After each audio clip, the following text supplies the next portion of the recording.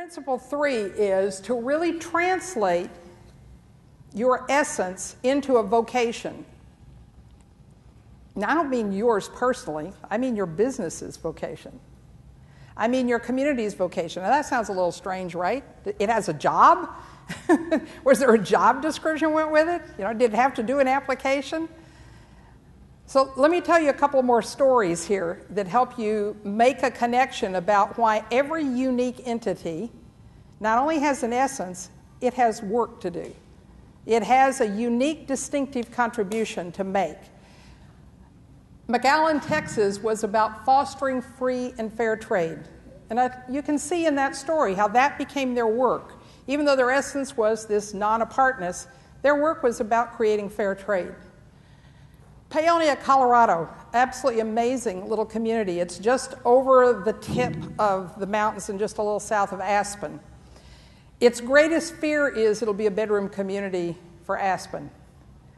It'll be a tourist place that people come in and out of and don't see any unique connection. So in the last couple of years, they've been going back to the stories, which are what Paonia is about, and telling the story. And what they found is this nestled little community up here in the North Fork Valley of Colorado. Its story is really the same story that the Ute Indians who were there, the Native American tribes who came together, always had. And the chief, whose name just escaped me, of the Ute tribes, used to say when they came to a gathering, it was like many different flowers on the same vine. So there was a rose on there was a hibiscus, they were all on the same vine. Beautiful metaphor. So you imagine he had all these tribes who came in from different areas, and none of them were alike, and he said, the real war is always between us, not fighting other tribes, but in that warring, we become very creative. Well, that story is still in Paonia. If you walk in, what you find are coal miners, you find hunters, you find agriculturalists, ranchers, and then you find a bunch of hippies who are growing organic corn, who are putting their kids in alternative schools. You find people who are growing wine, and all of those come together usually in their council meetings and have very challenging, demanding, argumentative debates.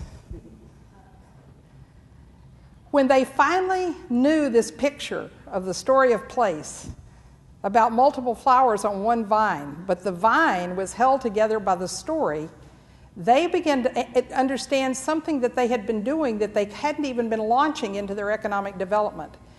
That was that everything they did, they taught to other people. There was a woman, Josephine Roach, who was one of the first owners of a fuel company there, mining soft coal. She changed coal mining union practices for the first time ever. She decided to actually involve coal miners in making decisions and educating each other about what would be safe there. Then she invited other coal mines to come visit and had her workers teach them how to work safely. Then she went over to Denver, Colorado, and she became head of the police department. She figured out how to work with communities, doing the same thing.